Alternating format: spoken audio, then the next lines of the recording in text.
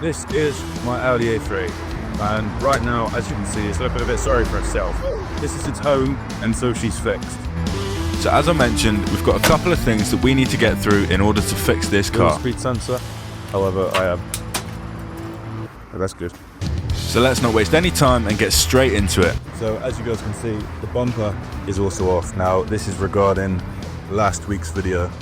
We got the Auxito headlight bulbs in place and in fact removed the bumper to make everything easier. We have brand new water pump and thermostat.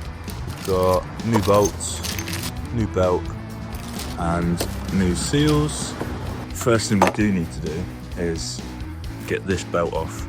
There's a little nut in there. I may need to hold the crank as well, I'm not sure yet, but let's get on with that and get that belt removed so we can put the new belt on.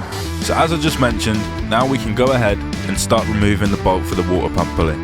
When I say I tried and tried and tried to get this bolt off, it was near impossible. And I wish I could say that we got there in the end, but unfortunately we didn't, as you'll find out any second now. The correct parts to get this bolt off have been ordered, but I was unknowledgeable and didn't realise there was a special tool in order to get this bolt out.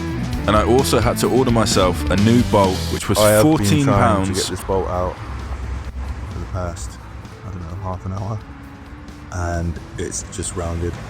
Like, you try to whack a 12mm on there, which is what it is, and it just does not, it just slips off because there's an indent in there.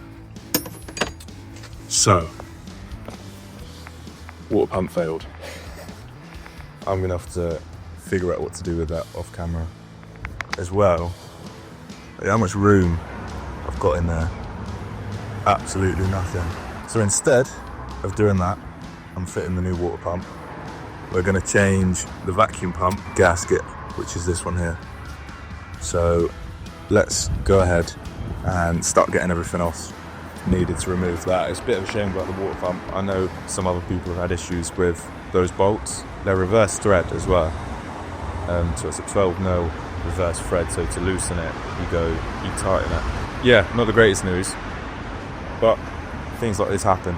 That just happens to be very unfortunate and in one of the worst places possible. So as I just mentioned, let's go ahead and start getting the vacuum pump disconnected from the car so we can replace the gasket. So we're going to start off by taking this 10mm screw out for a ground wire so that we can move the wiring harness. There we go. I can move that out of the way. That one I think I'm just going to rest there.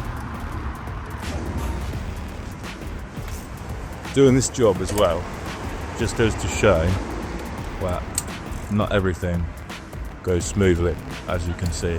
Once we've done that, we can get on with removing the 3 10mm bolts that hold the water pump to the cylinder head. Now these bolts are extra long because they go through the whole vacuum pump and straight into the cylinder head, so don't expect a short bolt. One vacuum pump out. There's the cam follower, and then the camshaft lines up with that. So this is our culprit, the gasket that I never replaced stupidly. That is what we are dealing with. As you can see, all the oil down there, that's where it was leaking from. So we're going to give this face a clean up now, and then we're also going to clean up the face of the vacuum pump, and then we can get it reinstalled. So as I just mentioned, we're going to clean up the face where the gasket is going to sit on the cylinder head first. I'm just doing this with a bit of white spirit on a microfiber cloth in order to get the dirty residue from the old gasket off the face of where the new gasket is going to sit.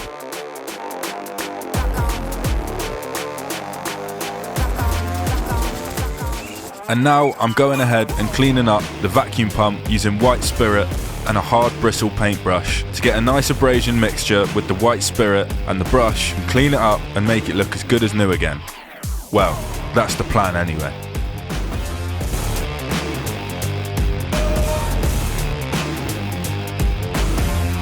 So now we've finished in the vacuum pump. I've just rinsed it off, but we're going to let that fully dry. Maybe even put it back on tomorrow, but I can be sure. I missed a bit there, but that's at the back of the engine anyway, you can't see that. But it looks a lot cleaner than it did. We've got a couple more bits to do on the car that we can do now, so let's go ahead and get those bits installed. So one of the next things that we are going to install is one of these. This is a fuel cap, proper one, and it's got a seal like this shed. So let me show you what we're running at the minute. We've got an AA fuel cap because I left mine on top of the roof when we went to get petrol. So that bit pushes through. So I imagine that comes off there like that. Should just pieces slide over there like that, and then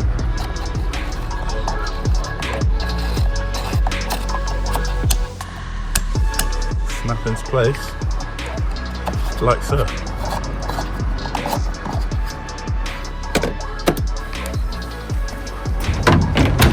So the next thing that we've got to change is one of these. So this is this. It's to replace this camshaft magnet. Now, I'm not 100% sure if this is going to fix the misfire. I have a feeling the fueling is going to be the issue, looking at the state of those injectors, but I'm not ruling anything out. That's why I've just changed the fuel cap, and that's exactly why we are going to change this. So let's get on and change it. So the camshaft magnet is held in with 3 T30 bolts, and one of them even holds the dipstick to the timing chain cover. So let's go ahead and get these removed, and let's pray that replacing this part along with everything else that we're doing fixes the issue with the misfire and the rough idling.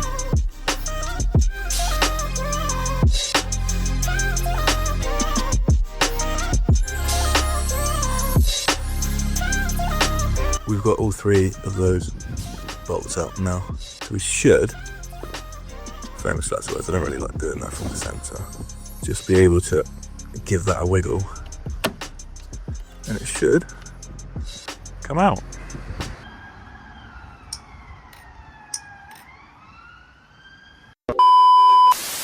That one, obviously it's got no oil in, so that one moves like that, but my one has a little notch here, and that one doesn't. This one's also plastic, that's the obvious.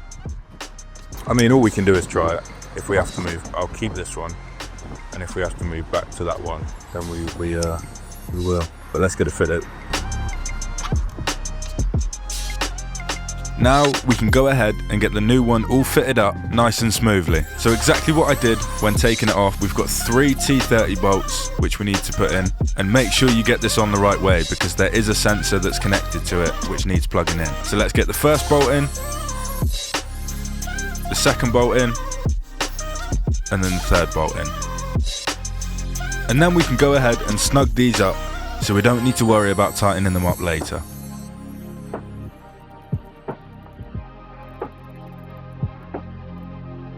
So there is one new camshaft magnet installed. I say there was a couple of differences, but we'll just have to see what happens when it comes to starting it. But we will definitely be keeping that old one because of those differences. Going back to the vacuum pump, it's now a Wednesday. I've had 3 days off, been at work. We have a solution to get this out, but that's going to take a little bit until we can get that out. However, we're going to fit the rest of the vacuum pump with the new gasket. But let's get the rest of it fitted, and I'll show you the process of how easy this is. So moving back to the vacuum pump, I'm just giving it a spray with some brake cleaner. I have also had this in the airing cupboard drying since I washed it and rinsed it with water. I'm just spraying all the components now with brake cleaner, making sure that the surfaces are all clean, ready to go back on and be fitted with the new gasket. I'm just fitting the new gasket onto where it needs to sit, and then I'm trying to line the vacuum pump up with the exhaust camshaft because there's 2 pieces inside which need to line up. Then we can go ahead and get the bolts in, and these are those 3 10mm long screws which go the whole way through the vacuum pump. There's also a vacuum line that we need to connect up at the back, but let's get these bolts tightened in and let the new gasket set. And of course, we're not going to be able to test if this leaks oil or not until we can start the car, but hopefully the start in the car video will be coming soon in the next coming weeks.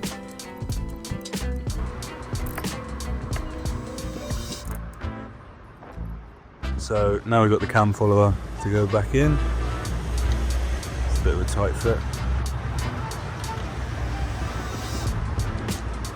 That goes in there like so.